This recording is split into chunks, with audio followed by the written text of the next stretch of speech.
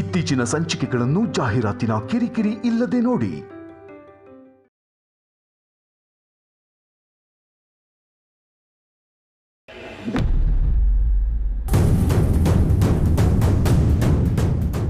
ಅಕ್ಕ ಒಂದು ನಿಮಿಷ. ಈಗ ನೀವು ಹೇಳಿ ಅಕ್ಕ, ಆದಿತ್ಯ ಮತ್ತೆ ಪಾರ್ವತಿನ ಮನೇಲೇ ಇರಲಿ ಅಂತ ಗೆರೆ ಹಾಕಿ ಇಟ್ಕೊಳ್ತಿರೋ ಅಥವಾ ಆಸ್ತಿನ ಭಾಗ ಮಾಡಿ ಅವ್ರು ಮಾಡಿದ ತಪ್ಪಿಗೆ ಅನುಭವಿಸ್ಲಿ ಅಂತ ಹೊರಗೆ ಹಾಕ್ತಿರೋ?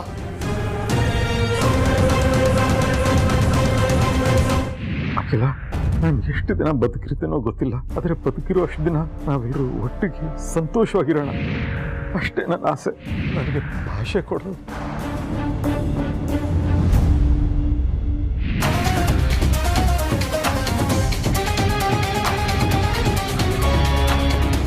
ಮನಸ್ಸಿಗೆ ಸರಿ ಅನ್ಸಿದ್ರು ಕೆಲವು ಸಲ ಬೇಕಾದವ್ರ ಮೇಲೆ ಇಟ್ಟ ಆಣೆ ಪ್ರಮಾಣಗಳಿಂದಾಗಿ ಮನುಷ್ಯ ಇಕ್ಕಟ್ಟಿಗೆ ಸಿಕ್ಕಾಕೊಂಡ್ಬಿಡ್ತಾನೆ. ಹಾಗಿದ್ದಾಗ ನಿರ್ಧಾರ ತಗೊಳ್ಳೋದಕ್ಕೆ ಹೇಗೆ ಸಾಧ್ಯ?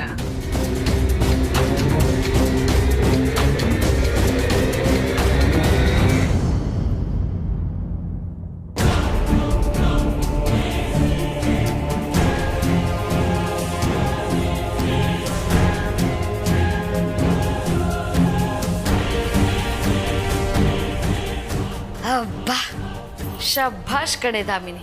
ಫಸ್ಟ್ ಟೈಮ್ ಜೀವನದಲ್ಲಿ ಹಳಿ ಮೇಲೆ ಟ್ರೈ ನೋಡ್ತಿದ್ಯಾ. ನಾನು ಆಡಿದ ಒಂದೊಂದು ಮಾತು ಅಖಿಲಕ್ಕನ ಮನಸ್ಸಿಗೆ ನಾಟಿರುತ್ತೆ. ನಾಳೆ ಬೆಳಗ್ಗೆ ಈ ಆಸ್ತಿ ಭಾಗ ಆಗೋದತ್ತು ಕನ್ಫರ್ಮು. ಅಕಸ್ಮಾತ್ ಏನಾದರೂ ಅಕ್ಕ ಮನಸ್ಸು ಚೇಂಜ್ ಮಾಡಿ ಆ ಕೆಲಸದವಳು ಪಾರ್ವತಿನ ಈ ಮನೇಲಿ ಇಟ್ಕೊಳ್ಳೋಕ್ಕೇನಾದರೂ ನೋಡಿದ್ರೆ ನಾನು ಮಾತ್ರ ಸುಮ್ಮನೆ ಇರಲ್ಲ, ಖ್ಯಾತೆ ತೆಗಿತೀನಿ. ಆ ಪಂಡ್ರಪ್ಪರ ಪಾರ್ವತಿ ಮಾತ್ರ ಈ ಮನೇಲಿ ಇರಬಾರ್ದು. ಫ್ರೆಂಡ್ಸ್, ನೀವು ನನಗೆ ಹೆಲ್ಪ್ ಮಾಡ್ತೀರಾ ತಾನೆ?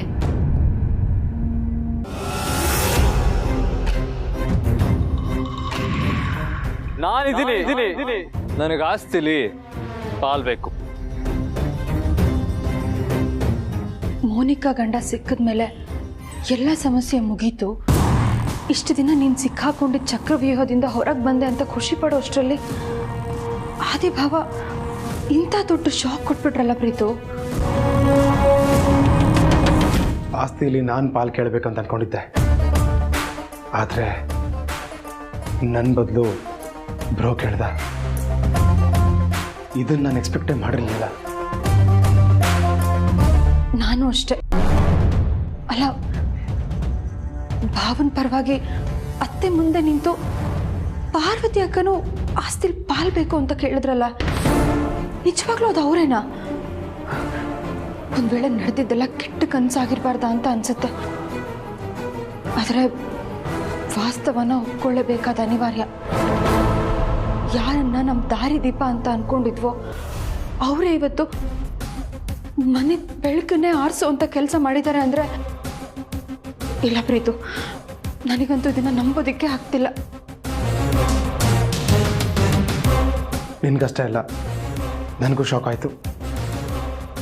ಬ್ರೋ ಈ ರೀತಿ ನಡ್ಕೊಂಡಿದ್ದು, ಮಾತಾಡಿದ್ದು ಎಲ್ಲ ಸತ್ಯ.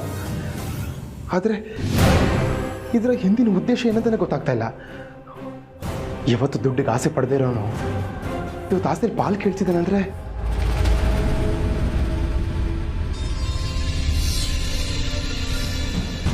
ನೀನು ಅವಾಗಲೇ ಮಾತಾಡ್ತಾ ಏನೋ ಹೇಳಿದೆ. ಏನದು? ಏನು ಹೇಳಿದೆ? ಏನೋ ಮಾತಾಡ್ತಾ ಎಕ್ಸಾಂಪಲ್ ಕೊಟ್ಟೆ. ಏನೋ ಹೇಳಿರ್ಬೋದು ಪ್ರೀತು. ಇಂಥ ಸಿಚುವೇಶನಲ್ಲಿ ಹೇಗೆ ನೆನ್ಪಿಟ್ಕೊಳ್ಳೋದಕ್ಕಾಗತ್ತೆ? ಇಲ್ಲ, ನೀನೇನೋ ಹೇಳಿದೆ. ಏನದು?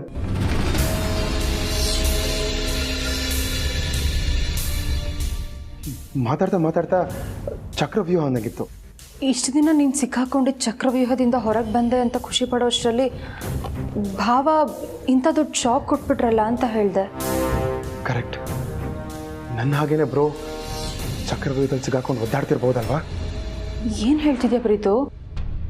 ಅಲ್ಲ ಜನನಿ, ನಮ್ಗೆ ಆಗದೆ ಇರೋರು ಬ್ರೋನ ಆಟ ಆಡಿಸಿ ಅವನಿಗೆ ಆಸ್ತಿ ಕೇಳುವಂಥ ಪ್ರೆಷರೈಸ್ ಮಾಡಿರ್ಬೋದಾ? ಖಂಡಿತ ಹಾಗಾಗಿರೋದಿಲ್ಲ. ಯಾಕಂದರೆ ಭಾವ ಯಾವತ್ತೂ ನಿನ್ನ ಥರ ವಿಯರ್ಡ್ ಆಗಿ ಬಿಹೇವ್ ಮಾಡಿಲ್ಲ. ಅವ್ರು ಯಾವಾಗಲೂ ನಗ್ನಗ್ತಾ ಎಲ್ಲರ ಜೊತೆ ಖುಷಿಯಾಗೆ ಮಾತಾಡ್ಕೊಂಡಿದ್ರು. ಆದರೆ ನಗು ಮಿಸ್ ಆಗಿದ್ದು ನಿನ್ನ ಮುಖದಲ್ಲಿ ಮಾತ್ರ. ಒಂದು ವೇಳೆ ನೀನು ಹೇಳೋ ಪ್ರಕಾರ ಭಾವಂಗೆ ಯಾರಿಂದನಾದರೂ ಪ್ರೆಷರ್ ಇದ್ದಿದ್ರೆ ಅವ್ರು ಅದನ್ನು ಬೇರೆ ಥರನೇ ಹ್ಯಾಂಡಲ್ ಮಾಡ್ತಿದ್ರು. ಮತ್ತೆ ಯಾಕಿರ್ಬಹುದು? ಅವ್ನ ಆಸ್ತಿಲಿ ಪಾಲು ಕೇಳಿದ್ದೇನೆಂದರೆ ಅದ್ರ ಹಿಂದೆ ಏನೋ ಬಲವಾದ ಕಾರಣ ಇದ್ದೇ ಇರುತ್ತೆ. ಯಾಕಂದರೆ ಆಸೆಗೆ ಬಿದ್ದು ಅಥವಾ ಅವಶ್ಯಕತೆ ತೀರಿಸ್ಕೊಳ್ಳೋಕ್ಕಿಂತ ಬ್ರೋ ಇಂಥ ಕೆಲಸ ಮಾಡೋನಲ್ಲ. ಜನನಿ, ನಾವು ಬ್ರೋ ಹತ್ರ ಮಾತಾಡೋಣ, ಓಕೆನಾ? ಸಣ್ಣ ಪುಟ್ಟ ನಿರ್ಧಾರಗಳನ್ನೂ ನನ್ನ ಹತ್ರ ಶೇರ್ ಮಾಡ್ಕೊಳ್ತಿದ್ದವನು ಇಷ್ಟು ದೊಡ್ಡ ನಿರ್ಧಾರನ ಅವರೊಬ್ಬನೇ ಹೇಗೆ ತೊಗೊಂಡ ಅಂತ ಕೇಳೋಣ. ಅತ್ತೆ ಅಷ್ಟೊಂದು ಮಾತಾಡಿದ್ರು ಭಾವ ಮಾತ್ರ ಆಸ್ತಿಲ್ ಪಾಲ್ ಬೇಕೇ ಬೇಕು ಅಂತ ಹಠ ಹಿಡಿದು ಕೂತಿದ್ದಾರೆ. ಹೀಗಿರುವಾಗ ನಾವು ಹೋಗಿ ಮಾತಾಡಿದ್ರೆ ಅವ್ರ ನಿರ್ಧಾರನ ಬದಲಾಯಿಸ್ತಾರಾ? ಗೊತ್ತಿಲ್ಲ, ಆದರೆ ಪ್ರಯತ್ನ ಪಡೋದ್ರಲ್ಲಿ ತಪ್ಪಿಲ್ವಲ್ಲ. ನಿಂಗೆ ನೆನಪಿದೆಯಾ, ಬ್ರೋ ಅದಕ್ಕೆ ಮದುವೆ ಆಗಿ ಬಂದಾಗ ಮಾಮ್ ಮನೆ ಬಿಟ್ಟು ಹೊರಟಿದ್ರು. ಆಗ ಡ್ಯಾಡ್, ಬ್ರೋ, ಅದಕ್ಕೆ ಮಾಮ್ 3 ಜನದ ಹತ್ರ ಆಣೆ ಮಾಡಿಸ್ಕೊಂಡಿದ್ರು. ಯಾರೂ ಮನೆ ಬಿಟ್ಟು ಹೋಗಲ್ಲ, ಎಲ್ಲರೂ ಒಗ್ಗಟ್ಟಾಗಿರಬೇಕು ಅಂತ ಹೇಳಿದರು. ಈಗ ನಾವು ಅದನ್ನೇ ಅವ್ರಿಗೆ ನೆನಪು ಮಾಡೋಣ.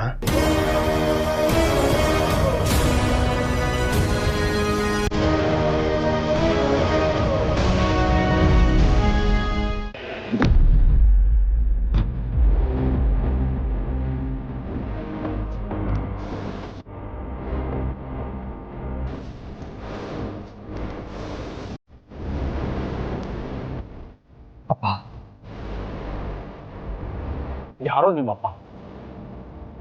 ಯಾವಾಗ ಊರು ಜನರ ಮುಂದೆ ನಾಚಿಕೆ ಬಿಟ್ಟು ಆಸ್ತಿ ಕೇಳಿದೆಯೋ ಆಗಲೇ ನನ್ನ ಪಾಲ್ಗೆ ಇಲ್ಲವಾದೆ.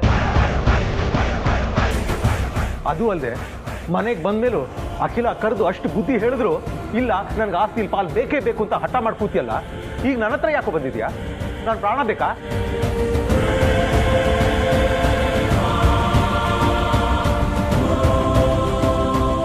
ಅವತ್ತೊಂದಿನ ಹಾರ್ಟ್ ಅಟ್ಯಾಕ್ ಬಂದ ಹಾಗೆ ನಾಟಕ ಆಡ್ದೆ. ಆದ್ರೆ ಇವತ್ತು ಹಾರ್ಟ್ ಅಟ್ಯಾಕ್ ಬಂದು ಯಾಕೆ ಪ್ರಾಣ ಹೋಗ್ಲಿಲ್ಲ ಅಂತ ಅನಿಸ್ತಾ ಇದೆ. ಅಪ್ಪ ಪ್ಲೀಸ್ ಆ ರೀತಿ ಎಲ್ಲ ಮಾತಾಡ್ಬಿಡಿ. ನಾನು ಮಾತ್ರ ಈ ರೀತಿ ಮಾತಾಡ್ಬಾರ್ದು, ನೀನ್ ಬಾಯಿಗೆ ಬಂದಾಗೆಲ್ಲ ಮಾತಾಡ್ಬೋದು ಅಲ್ವಾ? ಅವತ್ತು ನೀವೆಲ್ಲರೂ ನನಗೊಂದು ಮಾತು ಕೊಟ್ಟಿದ್ರಿ, ನೆನಪಿದ್ಯಾ? ಈ ಮನೆ ಭಾಗ ಆಗಲ್ಲ, ಮನೆ ಬಿಟ್ಟು ಯಾರು ಹೋಗಲ್ಲ ಅಂತ. ನೆನಪಿದ್ಯಪ್ಪ? ಮತ್ತೆ ಯಾಕೆ ಆಸ್ತಿಲ್ ಭಾಗ ಕೇಳ್ತಿದ್ದೀರಿ?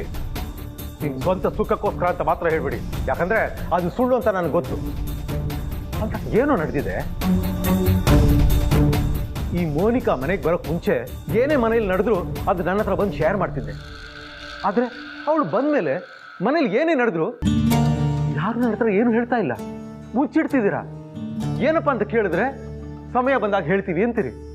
ನಿಮ್ಮ ಮೇಲಿನ ನಂಬಿಕೆಯಿಂದ ಇಷ್ಟು ದಿನ ನಾನು ಸುಮ್ಮನಿದ್ದೆ.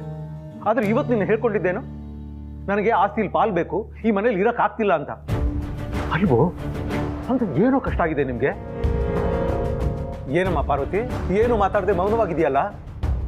ಗಂಡ ಏನೇ ಮಾಡಿದ್ರು ಸಪೋರ್ಟ್ ಮಾಡಬೇಕು ನಿಜ, ಆದ್ರೆ ಅವ್ನು ಮಾಡೋ ತಪ್ಪು ಕೆಲಸಗಳಿಗಲ್ಲ. ನಾನು ಕೇಳಿದಾಗ ಏನು ಹೇಳ್ದೆ ಇದ್ದವಳು ಅಖಿಲ ಬಂದು ಏನು ಹೇಳ್ದೆ? ಆಸ್ತಿಲಿ ಪಾಲ್ ಕೇಳೋ ನಿರ್ಧಾರ ನಮ್ಮಿಬ್ಬರದು ಅಂತ ತಾನೆ. ನನಗೊಂದಂತೂ ಅರ್ಥ ಆಗ್ತಾ ಇಲ್ಲ. ನೀವಿಬ್ರು ಇಷ್ಟು ಒಳ್ಳೆ ಮಕ್ಕಳು, ಆದ್ರೂ ಯಾಕೆ ಈ ರೀತಿ ನಡ್ಕೋತಿದ್ದೀರಾ? ಇದ್ರ ಹಿಂದೆ ಏನೋ ಬಲವಾದ ಕಾರಣ ಇದೆ ಅಂತ ನನ್ಗನ್ಸ್ತಾ ಇದೆ. ಅದು ಎಲ್ಲರಿಂದಾನು ಮುಚ್ಚಿಡ್ತಿದ್ದೀರಾ. ದಯವಿಟ್ಟು ಅದು ಏನು ಅಂತ ಹೇಳಿ, ನಿಮ್ ಕೈ ಮುಗಿದು ಕೇಳ್ಕೊತೀನಿ.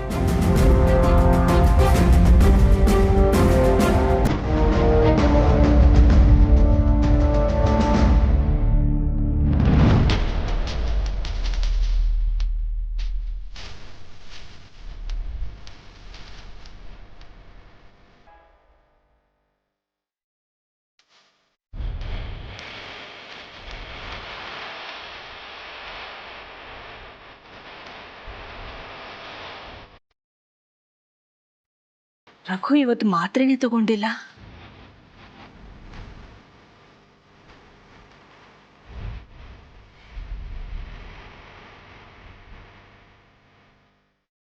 ಹೌದಪ್ಪ, ನಾವು ಅಮ್ಮನ ಹತ್ರ ಆಸ್ತಿ ಕೇಳೋದಕ್ಕೆ ಕೊಟ್ಟ ಕಾರಣ ಸುಳ್ಳು.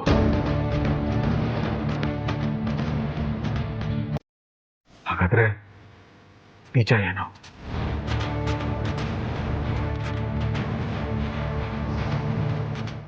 ಸಾರಿ ಅಪ್ಪ.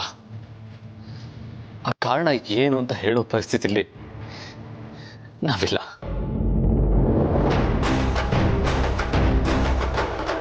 ಆದರೆ ಒಂದು ವಿಷಯ ತಿಳ್ಕೊಳ್ಳಿ ಅಪ್ಪ, ಇವಾಗ ನಾವು ಅಮ್ಮನ ಹತ್ರ ಆಸ್ತಿಲಿ ಭಾಗ ಕೇಳಿ ಮನೆ ಬಿಟ್ಟು ಆಚೆ ಹೋಗೋದು ಅನಿವಾರ್ಯ ಆಗಿದೆ.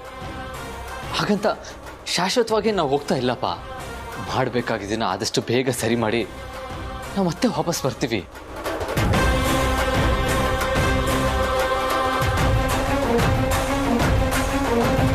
ಶಾಶ್ವತವಾಗಿ ಆಗೋ ಅನಾಹುತನ ಆದಷ್ಟು ಬೇಗ ಸರಿ ಮಾಡೋ ಪ್ರಯತ್ನ ನಮ್ಮದು. ದಯವಿಟ್ಟು ನಮ್ಮನ್ನು ಕಳಿಸ್ಕೊಡಿ ಮಾವ.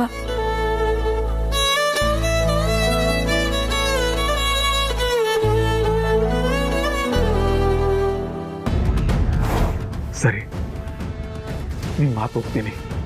ನಿಮ್ಮ ಮೇಲೆ ನಂಬಿಕೆ ಇದೆ, ಆ ನಂಬಿಕೆನೂ ನೀವು ಉಳಿಸ್ಕೋತೀರಾ ಅಂತ ನನಗೆ ಗೊತ್ತು. ಆದರೆ ನನ್ನ ಹತ್ರ ಹೇಳ್ಕೊಂಡ ಹಾಗೆ ಅಖಿಲ ಹತ್ರನೂ ಹೇಳ್ಕೋಬೋದಲ್ಲ? ಹೇಳ್ಕೊಂಡ್ರೆ ಅವಳೇ ಮುಂದೆ ನಿಂತು ಸಮಸ್ಯೆನ ಬಗೆಹರಿಸ್ತಾಳೆ. ಇಲ್ಲಪ್ಪ, ಇದೊಂಥರ ಚಕ್ರವ್ಯೂಹ ಇದ್ದಾಗೆ. ಒಳಗೆ ಹೋಗೋದು ಸುಲಭ, ಆದರೆ ಹೊರಗಡೆ ಬರೋದು ತುಂಬ ಕಷ್ಟ. ಅಮ್ಮಂಗೆ ನೋವು ಕೊಡೋ ಮನಸ್ಸು ನಮಗಿಲ್ಲ ಅಪ್ಪ. ಇವಾಗ ಬಂದಿರೋ ಸಮಸ್ಯೆನ ಆದಷ್ಟು ಬೇಗ ನಾವೇ ಬಗೆಹರಿಸ್ತೀವಿ. ಒಂದು ವೇಳೆ ನಿಮಗೇನಾದ್ರೂ ಹೆಚ್ಚು ಕಮ್ಮಿ ಆದರೆ? ನಿಮ್ಮ ಅಮ್ಮನ ಆಶೀರ್ವಾದ ನಮಗಿರೋವರೆಗೂ ನಮ್ಮಿಬ್ಬರಿಗೆ ಏನೂ ಆಗಲ್ಲಪ್ಪ.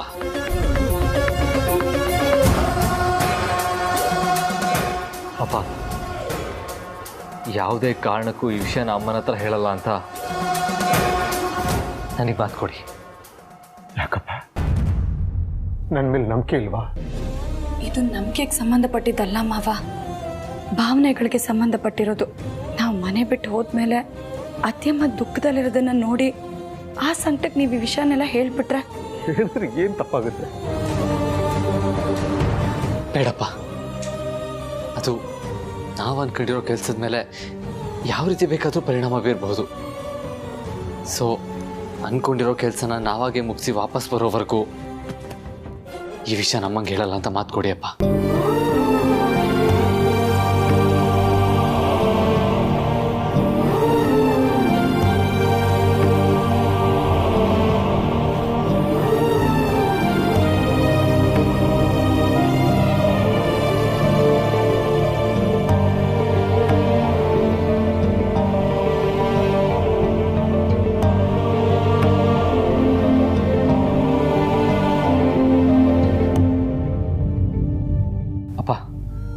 ನಿಮ್ಮ ಹತ್ರ ಇನ್ನೊಂದು ರಿಕ್ವೆಸ್ಟ್.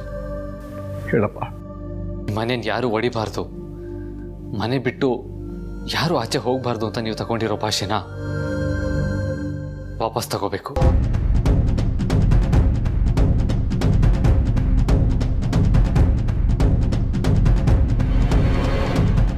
ಪ್ಲೀಸ್ ಅಪ್ಪ. ರಘು,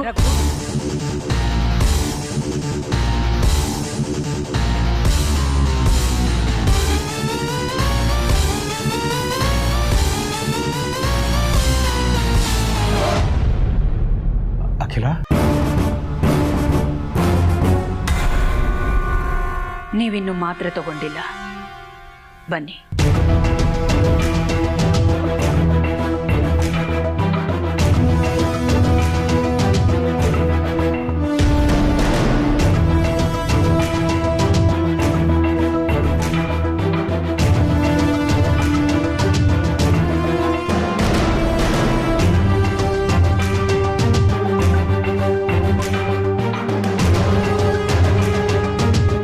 ಸತ್ಯ, ಅಮ್ಮ ಏನು ಕೇಳಿಸ್ಕೊಂಡಿಲ್ಲ.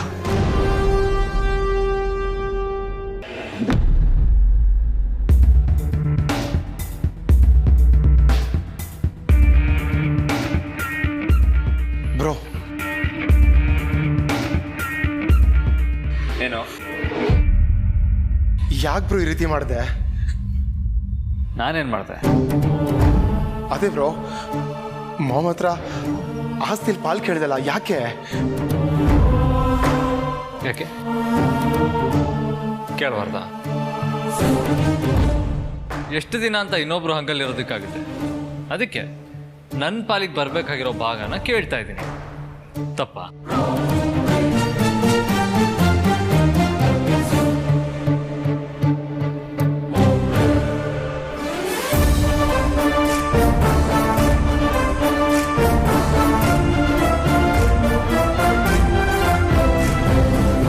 ಅಕ್ಕ,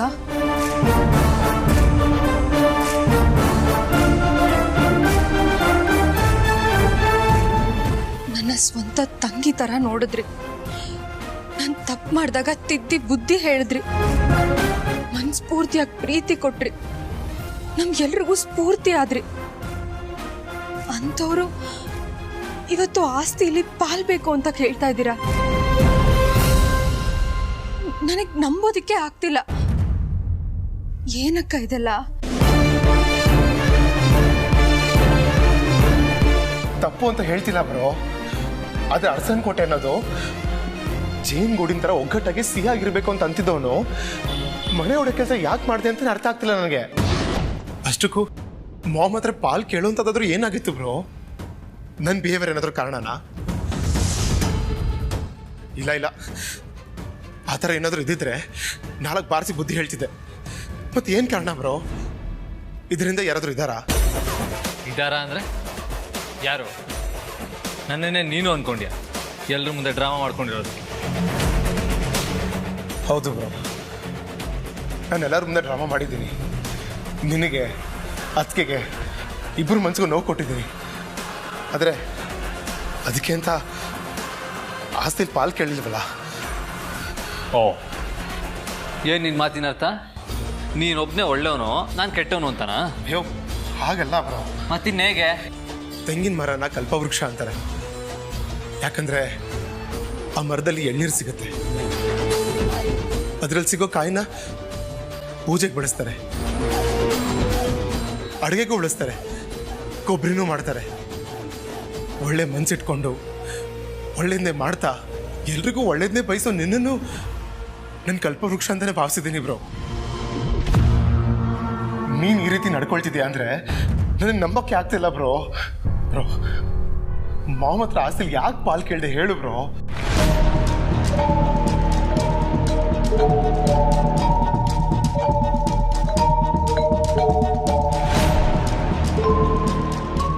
ನಾವಿಬ್ರು ಒಂದೇ ತಾಯಿ ಹೊಟ್ಟೆಲಿ ಹುಟ್ಟದೇ ಇದ್ರು ಈ ಮನೆಗೆ ಬಂದಾಗಿಂದ ಒಡ ಹುಟ್ಟಿದವ್ರ ಥರನೇ ಇದ್ದೀವಿ.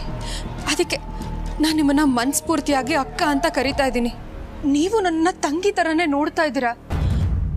ಆದರೆ ಆಸ್ತಿಲಿ ಪಾಲ್ ಕೇಳೋ ವಿಷಯನ ನನ್ನ ಹತ್ರ ಯಾಕೆ ಹೇಳಿಲ್ಲ ಅಕ್ಕ? ಎಲ್ಲ ನಿನಗೆ ಹೇಳೇ ಮಾಡ್ಬೇಕಾ? ಅಯ್ಯೋ ಹಾಗಲ್ಲ ಅಕ್ಕ, ನನ್ಗನ್ಸೋ ಪ್ರಕಾರ ನೀವು ಮನಸ್ಫೂರ್ತಿಯಾಗಿ ಆಸ್ತಿಲಿ ಪಾಲ್ ಕೇಳ್ತಿಲ್ಲ ಅನಿಸ್ತಿದೆ. ಯಾವುದೋ ಒತ್ತಡದಿಂದ ಹೀಗೆಲ್ಲ ಮಾಡ್ತಿದ್ದೀರಾ. ಅದೇನಕ್ಕ? ಭಾವ ಪ್ರೀತು ಕೆನ್ನೆಗೆ ಹೊಡೆದಾಗಿಂದ ನೀವು ನನ್ನ ಜೊತೆ ಸರಿಯಾಗಿ ಮಾತಾಡ್ತಾ ಇಲ್ಲ. ಪ್ರೀತು ಭಾವಂಗೆ ಎಮೋಷನಲ್ ಡ್ರಾಮಾ ಮಾಡ್ತಿದ್ಯಾ ಅಂತ ಹೇಳಿದ್ದಕ್ಕೆ ಭಾವ ಅವನ ಜೊತೆ ಮಾತಾಡೋದನ್ನ ಬಿಟ್ರು. ಆ ಕಾರಣಕ್ಕೇನಾದರೂ ನೀವು ನಿರ್ಧಾರಕ್ಕೆ ಬಂದಿದ್ದೀರಾ? ಇಲ್ಲ ಇಲ್ಲ, ಆ ಕಾರಣಕ್ಕೆ ನೀವು ನಿರ್ಧಾರ ತಗೊಂಡಿರೋದಿಲ್ಲ. ಯಾಕಂದ್ರೆ ಭಾವ ಪ್ರೀತು ಮೇಲೆ ಕೈ ಮಾಡಿದ್ಮೇಲೆ ಹೊಸ ವರ್ಷ ಬಂತು. ಆಗ ಪ್ರೀತು ಮೋನಿಕಾ ಜೊತೆ ಕೇಕ್ ಕಟ್ ಮಾಡೋದನ್ನ ತಪ್ಪಿಸಿ ಎಲ್ಲದನ್ನೂ ಅರೇಂಜ್ ಮಾಡಿ ಎಷ್ಟು ಚೆನ್ನಾಗಿ ಹ್ಯಾಂಡಲ್ ಮಾಡಿದ್ರಿ. ನಮ್ಮೇಲೆ ನಿಮಗೆ ಕೋಪ ಇದ್ದಿದ್ರೆ ನಮಗೋಸ್ಕರ ನೀವು ಅಷ್ಟೆಲ್ಲ ಮಾಡ್ತಾನೆ ಇರಲಿಲ್ಲ. ಅದಾದ್ಮೇಲೆ ಅತ್ತೆಗೋಸ್ಕರ ನೀವೇ ನಿಮ್ಮ ಕೈಯಾರೆ ಹೂ ಕಟ್ಟಿ ಅದನ್ನ ಜಯ ಅವ್ರ ಕೈಲಿ ಕೊಟ್ಟು ಕಳ್ಸಿದ್ರಿ. ಆದ್ರೆ ಅತ್ತೆಗೆ ನೀವು ಕೊಟ್ಟು ಹೂವು ಬಾಡೋದಿಕ್ಕೂ ಮೊದಲೇ ಆಸ್ತಿಲ್ ಪಾಲ್ ಕೇಳಿ ಎಲ್ರ ಮನಸ್ಸು ಮುದುಡೋ ಥರ ಮಾಡಿದ್ರಲ್ಲ, ಯಾಕಕ್ಕ? ನಿಮ್ಮ ಮನ್ಸಲ್ಲಿ ಏನಿದೆ ನನ್ನ ಹತ್ರನಾದ್ರೂ ಹೇಳ್ಕೊಳ್ಳಿ.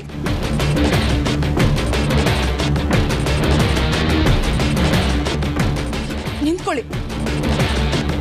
ಈಗ ನೀವು ನನ್ನ ಹತ್ರ ಹೇಳಲೇಬೇಕು, ಇಲ್ಲ ಅಂದ್ರೆ ನನ್ನ ಮೇಲೆ ಆಣೆ.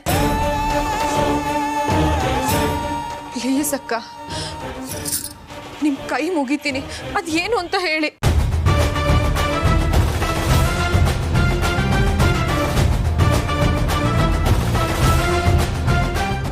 ಏನ್ರೋ ಇದು? ಆಗ್ಲಿಂದ ಮಾತಾಡ್ತಾನೆ ಇದ್ದೀನಿ, ಏನೋ ಕೇಳ್ತಾ ಇದ್ದೀನಿ, ಏನು ಮಾತಾಡದೆ ಸುಮ್ಮನೆ ನಿಂತಿದೆಯಲ್ಲ. ಇಷ್ಟು ದಿನ ನೀನು ಮಾಡಿದ್ದು ಇದೆ ತಾನೆ? ಏನು ಕೇಳಿದ್ರು ಬಾಯಿ ಬಿಡ್ತಾ ಇರಲಿಲ್ಲ. ಏನು ಪೂರ್ತಿಯಾಗಿ ಹೇಳ್ತಾ ಇರಲಿಲ್ಲ. ನಿನ್ನಿಂದ ಇಷ್ಟು ದಿನ ಎಲ್ಲರೂ ಸಫರ್ ಆಗಿದ್ದೇ ಆಯ್ತು. ಹೌದು ಬ್ರೋ, ನಾನು ತಪ್ಪು ಮಾಡಿದ್ದೀನಿ, ಅದಕ್ಕೆ ಸಾರಿ ಆಯ್ತಾ? ಆದರೆ ಅದನ್ನ ಮನ್ಸಲ್ಲಿ ಇಟ್ಕೊಂಡು ನಿನ್ನ ಮನ್ಸಲ್ಲಿ ಏನಿದೆ ಅಂತ ಮುಚ್ಚಿಡೋಕೆ ಹೋಗ್ಬೇಡ ಪ್ಲೀಸ್ ಬ್ರೋ, ನಿನ್ನ ಕೈ ಮುಗಿತೀನಿ ಬ್ರೋ.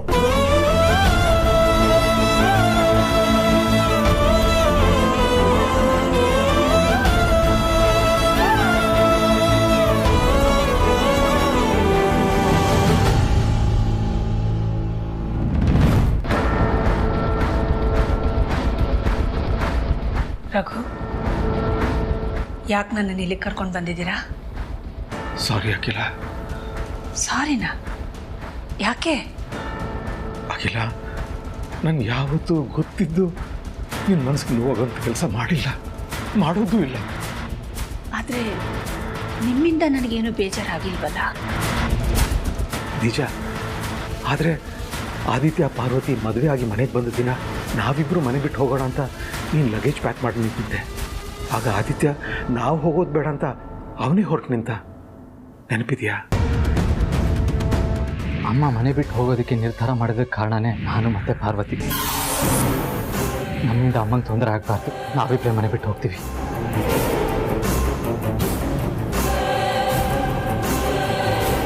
ಈ ಮನೆ ಒಡಿಬಾರ್ದು, ಯಾರೂ ಮನೆ ಬಿಟ್ಟು ಹೋಗಬಾರ್ದು. ನಾನು ಬದುಕಿರೋವರೆಗೂ ಎಲ್ಲರೂ ಒಗ್ಗಟ್ಟಾಗಿ ಇದೇ ಮನೇಲಿ ಇರಬೇಕು ಅಂತ ಎಲ್ಲರ ಹತ್ರ ಭಾಷೆ ತಗೊಂಡಿದ್ದೆ. ಅಖಿಲ, ದೇವ್ರ ಸಾಕ್ಷಿಯಾಗಿ ಹೇಳ್ತಾ ಇದ್ದೀನಿ, ಈ ಕ್ಷಣದಿಂದ ನಾನು ತಗೊಂಡ ಭಾಷೆನ ವಾಪಸ್ ತಗೊಳ್ತಾ ಇದ್ದೀನಿ.